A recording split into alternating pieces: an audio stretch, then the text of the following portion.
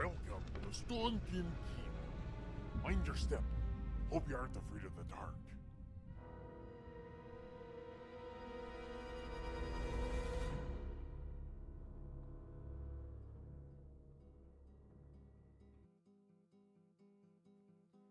Greetings and welcome, my fellow denizens of the Underdark, to Stonekin Keep. My name is Garith. Thanks for joining me.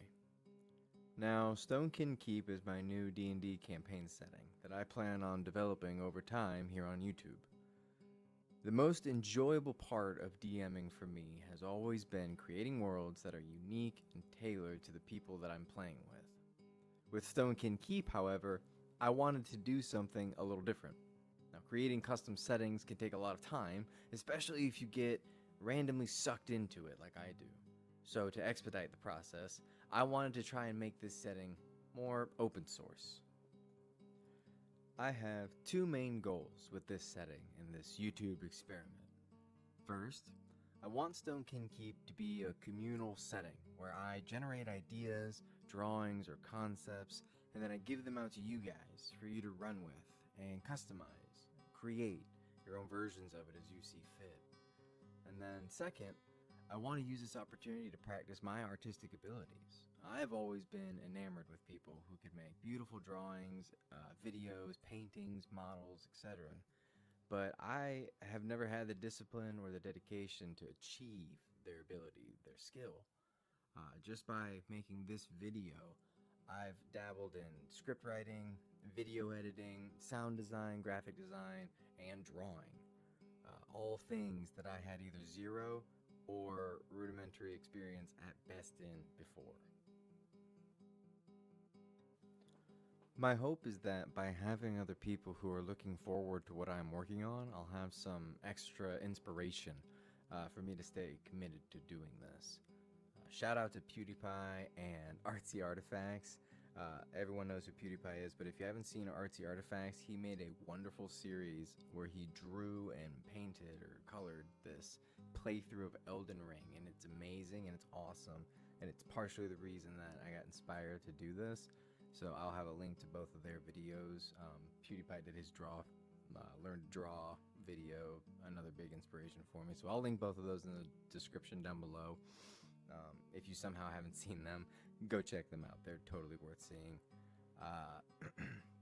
And then now, without any further ado, this is episode 1 of the Bestiary of Stonekin Keep.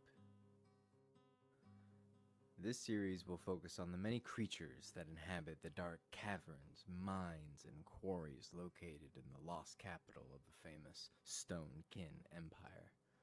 Thousands of years ago, the dwarves of the keep discovered an extremely powerful artifact, the Crystallus Meldon, or simply the Melding Crystal. Though no one knows the exact reason, all contact with the Stonekin dwarves was lost. Recently, however, an announcement has reached the halls of every dwarven kingdom. Stonekin Keep has been rediscovered, or rather, has re-emerged.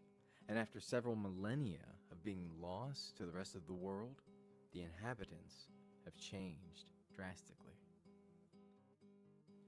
The dwarves themselves, though still very much true to their nature, have been altered significantly by the influences of the Melding Crystal.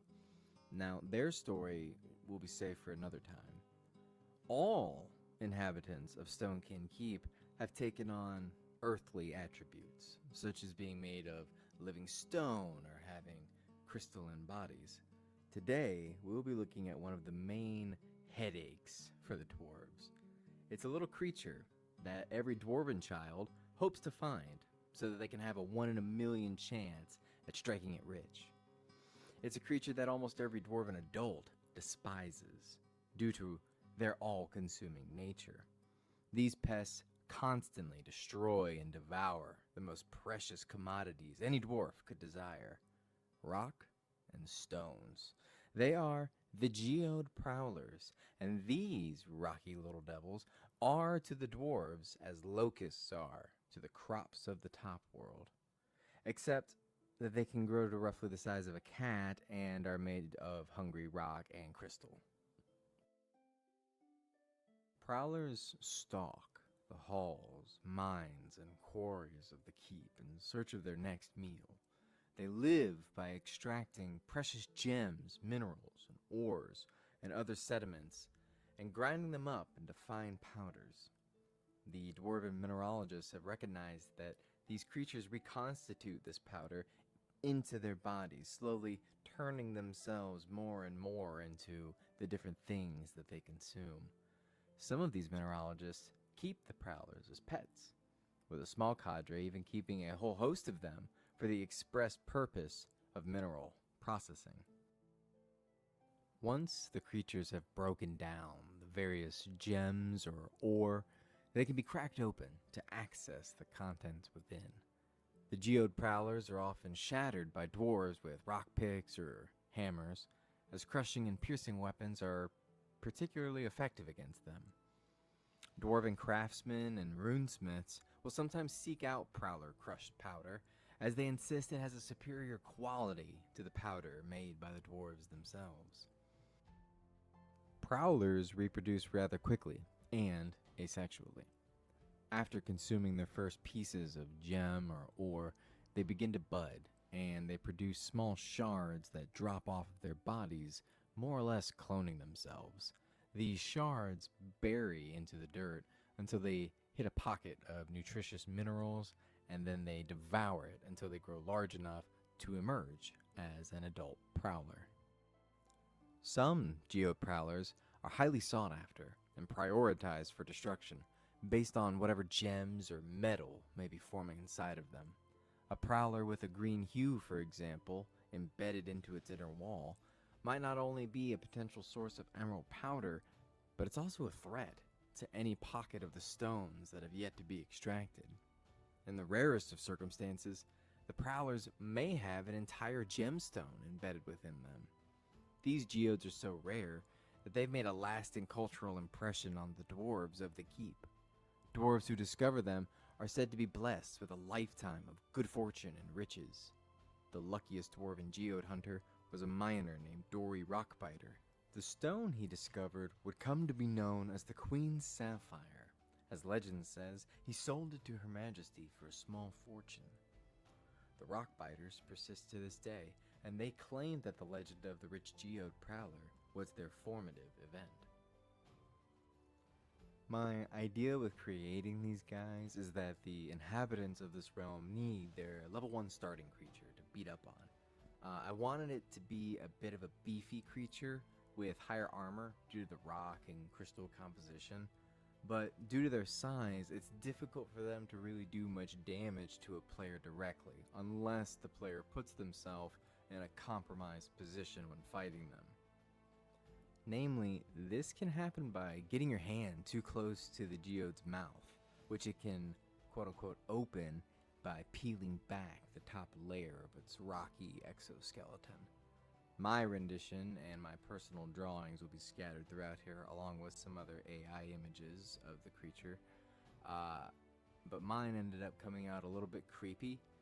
The drawing I liked the most ended up kind of looking like a clicker from The Last of Us, its face, but with legs.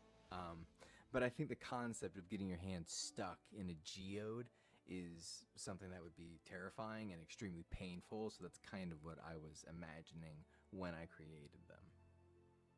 Now for the final segment of the video, I'll go over the 5th edition rendition of this creature, which will be attached as a PDF for you to download in the video's description down below.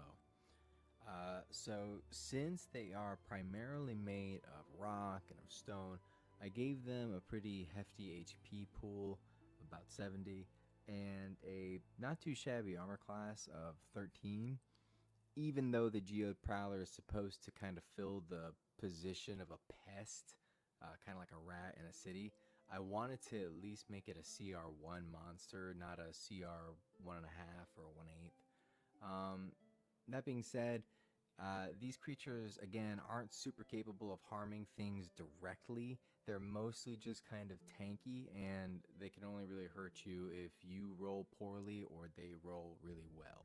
For example, its attack only does 1d4 damage, but if it manages a critical roll, it'll both grapple with its crystalline teeth, and it'll cause a small bleed unless the affected player manages to make a Constitution saving throw. It has a reaction as well that allows it to punish people who miss it. So it'll do a d4 damage to anybody that makes a missed melee attack or an attack with any kind of weapon that has the short modifier. So, what do you think? Do you like the Geode Prowlers? Does Stonekin Keep sound like a place you would want to use in your own homebrew campaign? What would you want covered next? My end goal with this series is to have a weekly competition of sorts where everyone submits their art for the monsters or the things that we're making. We'll be looking at all manners of monsters, creatures, characters, and locations for us to discover and for you to use in your campaigns, stories, or anything else that you may want to use it for.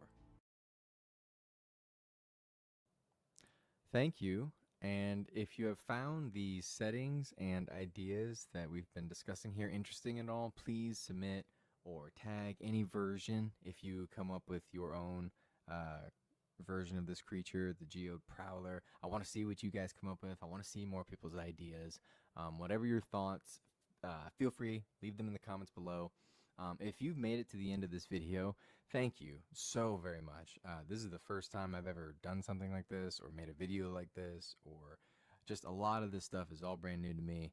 It's been a big learning curve. So if it inspires anybody, I hope that you come back, if for nothing, just to have somebody else out there who's motivating you to do something that you want to do for yourself. Unfortunately, I won't be able to make a video next week. I'll be going on vacation, so if you do manage to see this when it comes out, which I don't expect many people will, but if you do, I'll be a short hiatus, and then hopefully I'll be back to making another video. So hope to see you again next time. Tune in 2 weeks from now for another episode, and until then, beware of the deep dark. Dwarves in the dark. Dwarves in the dark.